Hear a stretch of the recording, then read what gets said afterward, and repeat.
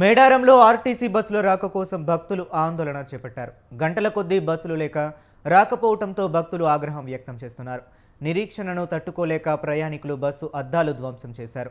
తిరుగు ప్రయాణానికి అందుబాటులో బస్సు లేకపోవడంతో ప్రయాణికులు మండిపడుతున్నారు. కనీసం తాగడానికి కూడా నీళ్లు లేవని అధికారులతో వాగ్వాదానికి దిగుతున్నారు.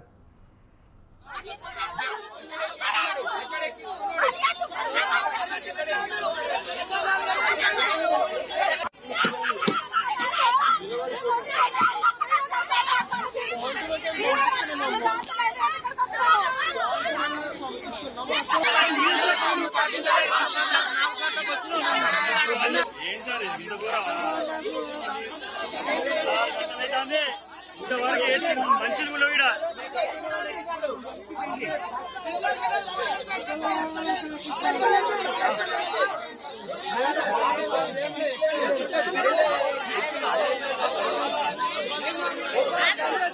వాటర్ వాటర్ వాటర్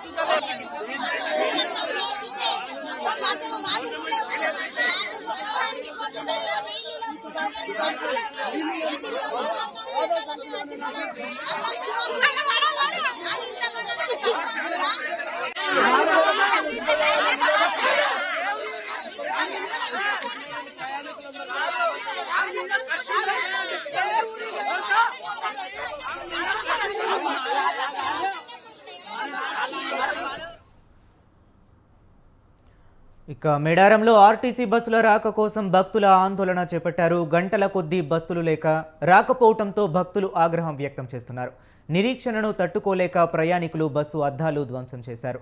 తిరుగు ప్రయాణానికి అందుబాటులో ఒక్క బస్సు కూడా లేకపోవడంతో ప్రయాణికులు మండిపడుతున్నారు. కనీసం తాగడానికి కూడా నీళ్లు లేవని అధికారులతో వాగ్వాదానికి దిగుతున్నారు. ఇక ఇదే అంశం గురించి మరింత సమాచారాన్ని మా కరెస్పాండెంట్ శ్రీనివాస్ ఫోన్ లైన్లో అందిస్తారు. శ్రీనివాస్, చెప్పండి, ఇప్పుడు అక్కడ పరిస్థితి ఎలా ఉంది? ఏదైతే ములుగు జిల్లా తావే మండలంలోని మహాకుంభమేళ వెలువడే జాతరకైతే తీవ్ర ట్రాఫిక్ అంతరాయం అయితే నెలకొంది. బసర గ్రామం మధ్యలో వాహనాలు నిలిచిపోవడంతో ప్రయాణికులు తీవ్ర ఇబ్బందులు ఎదుర్కొన్నారు. ఇప్పుడు మేడారం నుంచి తాడ్వాయి నుంచి పసరా మధ్యలో దాదాపు ఒక 20 కిలోమీటర్ల వ్యత్యాసంతోనైతే మొత్తం బస్సులు వాహనాలు ఎక్కడికక్కడ ప్రైవేట్ వాహనాలు ఆర్టీసీ బస్సులు కానీ ఎక్కడెక్కడ వాహనాలు మొత్తం నిలిచిపోవడం జరిగింది. అదే పద్ధతిలో కానీ ఎమర్జెన్సీ అయి పోవడానికి కూడా 108 కానీ ఎమర్జెన్సీ సర్వీసులు వెళ్లే పరిస్థితి అయితే లేదు. దానిపై తీవ్ర ఆందోళన అయితే భక్తులు ఆందోళన చెందుతున్నారు. అదే విధాన్ని పేర్కొంటే ములుగు వెళ్లే వైపు భక్తుల వాహనాలు హన్మకొండ నుంచి వచ్చే వాహనాలు ఒకేసారి చేరుకోవడంతో రహదారిపై పూర్తిగా ట్రాఫిక్ సంబంధించి చెప్పుకోవచ్చు. గంటల తరబడి వాహనాలు కదలకపోవడంతో ప్రయాణికులు తీవ్ర నిరాశని అసహనం వ్యక్తం చేస్తూ అటు ప్రభుత్వాన్ని పోలీస్ యంత్రాంగాన్ని అయితే తప్పుపట్టడం జరిగింది. గంటల తరబడి వాహనాలు ముఖ్యంగా అంబులెన్స్లు కానీ నెక్స్ట్ పోతే ఇబ్బంది ఈ ట్రాఫిక్ సమస్యలపై సంబంధిత అధికారులు వెంటనే స్పందించి అయితే వెంటనే ట్రాఫిక్ క్లియర్ చేసి పంపించాల్సిన పరిస్థితి అయితే వాళ్ళకు ఉంది. లాస్ట్ ఇదంతా చూస్తే మాత్రం ఫస్ట్ మాత్రం ఆర్టీసీ వారు ప్రతి ఒక్క బోర్డు నేమ్ బోర్డు పెట్టేసి ఎటున్నారం, హన్మకొండ, హుజరాబాద్ ఇట్లా పలు జిల్లాలకైతే నేమ్ బోర్డు పెట్టి అక్కడికి వెళ్ళి ప్యాసింజర్ ని రిసీవ్ చేసుకొని దింపడం జరిగింది ఫస్ట్ తొలినాళ్లలో. తర్వాత జాతర ముగిసే సమయానికి కనీసం ఆర్టీసీ అధికారులు అయితే చేతులెత్తేసిన పరిస్థితి నెలకొంది. కనీసం ప్రయాణికులు బస్సులు ఎక్కడున్నాయో తెలియని పరిస్థితి, ఆందోళనలో చాలా ఇబ్బందులు పడ్డ పరిస్థితి నెలకొంది. అదేవిధంగా భక్తులందరూ ఒకేసారి వచ్చి ఎక్కడెక్కడ ఏ ఊరు పోయే బస్సు అని చెప్పేసి ఉరికి ఎక్కేసే ప్రమాదంలో కింద పడ్డ పరిస్థితి అయితే నెలకొంది. దాంతో పాటు బస్సులు సరైన టైంకు లేకపోవడంతో మొత్తం వాహనదారులు ఆర్టీసీ బస్సులపై దాడి చేయడం జరిగింది. అధికారులు కూడా నిలదీసి మీరు ఎందుకు ఇలా చేస్తున్నారు, ఇబ్బందులు పెడుతున్నారని చెప్పేసి అయితే అధికారులను కూడా నిలదీయడం జరిగింది. దీంతో పాటు తక్షణమే సీతక్క స్పందించి ఎవరైతే రోడ్ మీద అంటే ట్రాఫిక్ ఆంక్షలన్నీ చూస్తున్న భూపాలపల్లి ఎస్పీ సంకీర్తిని తన బృందాన్ని ఇచ్చేసి మళ్ళీ అర్ధరాత్రి 12 గంటలకు తాడ్వాయి మీదకెళ్ళి పసరా మీదుగా పంపించి 5-6 గంటలు నిలిచిపోయిన వాహనాలు అయితే అప్పుడు మళ్ళీ పునర్ప్రారంభించినట్టయింది. వచ్చి మొత్తం ట్రాఫిక్ క్లియర్ చేయడంతో మళ్ళీ వాహనాలు కదిలాయి.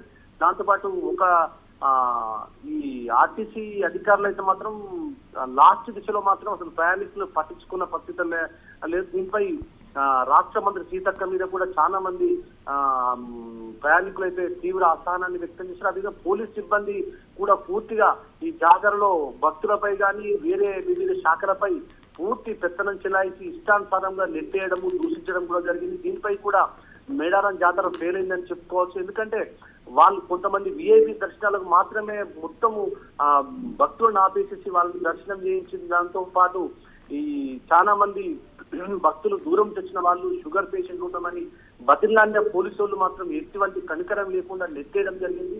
దీనివల్ల కూడా భక్తులు చాలా మంది ప్రభుత్వాన్ని ఇటు కొత్తగా ఏర్పాటు చేసిన రూట్లలో కూడా చాలా మంది కింద కూర్చొని అక్కడే అన్నం పానీయాలు తినడం జరిగింది. హరీష్.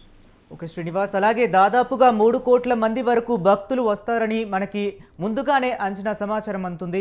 ఇంత పెద్ద మొత్తంలో భక్తులు వస్తున్న నేపథ్యంలో కూడా ఎందుకు ట్రాన్స్పోర్ట్ సిస్టమ్ ఫెయిల్ అవడానికి ప్రధాన కారణాలు ఏంటి? అంటే ఇటువంటి ఘటనలు చూసిన తర్వాత కూడా సంబంధిత అధికారులు ఏమైనా స్పందించారా దీని మీద? ముందుగా చెప్పాలంటే అవగాహన లేని అంటే కొత్త అధికారులందరినీ కేటాయించి వివిధ ప్రాంతాలలో ట్రాఫిక్ ఆంక్షల్లో కట్టుదిట్టమైన ఆంక్షలు విధించేసి దానివల్ల ఎక్కడెక్కడ ట్రాఫిక్ జామ్ అయిపోవడము, అనుభవం ఉన్న అధికారులు వచ్చేసి ఆ వ్యవస్థను అంతా చక్కగా డ్యూటీ లేకపోవడంతో అనుభవం ఉన్న అధికారులు రాకపోవడంతో ఇదంతా ఫెయిలింగ్ అని చెప్పుకోవచ్చు. అదేవిధంగా రాష్ట్ర మంత్రి, ములుగు జిల్లా కలెక్టర్ ప్లస్ గిరిజన శాఖ మంత్రి అడ్డూరు లక్ష్మి కూడా అక్కడనే తిష్ట వేసి ప్రతి క్షణం అన్వేషి మొత్తం ప్రాంతాన్ని ఎక్కడ కూడా జరగకుండా చూస్తున్నా కూడా ఇక్కడ అధికారులు వాళ్ళ మాట వినకపోవడం వల్ల లేకపోతే అనుభవం లేని అధికారుల వల్ల మొత్తానికైతే ఎక్కడికక్కడ మాత్రము ట్రాఫిక్ జామ్ అవడంతో పాటు అదేవిధంగా సరైన టైంలో ఆ ట్రాఫిక్ ఎక్కువ అంటే తొక్కిసలాట ఎక్కువ రావడం వల్ల మందు సేవించిన వ్యక్తులు అంటే గుడుంబ గాని అధిక మద్యం తీసుకున్న వ్యక్తులు తీసుకురావడానికి లేట్ అవడం కూడా అట్లా కూడా ఒక 2 నుంచి 3 మంది వ్యక్తులు 2 నుంచి 3 వ్యక్తులు కూడా చనిపోవడం జరిగింది. దీనిపై ఎక్సైజ్ శాఖ వారు కూడా కనీసం చనిపోయిన మందు కల్తీ చనిపోయిందనే విషయాన్ని కూడా తెలిసినా కూడా అక్కడ ఎక్కడ కూడా కుటుంబాన్ని నివారించే పరిస్థితి లేదు. అంటే మొత్తానికి ఓవరాల్ చూసుకుంటే జాతరలో అధికారులు ఎవరు కూడా వచ్చినమా వెళ్ళినమా ఏసీ రూములలో మాకు ఇచ్చిన అకామిడేషన్ లో వండుకుంటూ జస్ట్ నిలబడిపోయిన వాళ్ళ తప్ప ఎక్కడ కూడా భక్తుల బాధలు జరిగే సంఘటనల మీద కూడా ఎటువంటి దృష్టి పెట్టిన పరిస్థితి లేదు. దీనివల్ల చాలా మంది భక్తులు అయితే మాత్రం నిర్మోమటంగా డైరెక్టే దూషించడం కానీ నిరసన వ్యక్తం కానీ చేయడం జరిగింది. ఓకే శ్రీనివాస్, అలాగే సాధారణ పరిస్థితి రావడానికి ఎంత సమయం పట్టవచ్చు? అంటే దాదాపు జాతర అయితే ముగిసింది. నిన్నటి సాయంత్రంతోనే దాదాపుగా భక్తులందరూ తమ తమ తల్లులకు వనదేవతలకు మొక్కులు చెల్లించి ఎత్తు బంగారంతో పాటు తన పిల్ల జిల్లా అంతా టోటల్ గా మొక్కుకున్న మొక్కులు మంచిగా నెరవేర్చుకొని మళ్ళీ మంచిగా ఉంటే జాతరకు వస్తామని అయితే నిన్న సాయంత్రం నుంచి ఇప్పటి వరకే తిరుగు ప్రయాణం కట్టింది. ఇప్పుడు అదుపులోకి వచ్చిన పరిస్థితి అయితే నెలకొంది. Harish. Okay right, thank you Srinivas.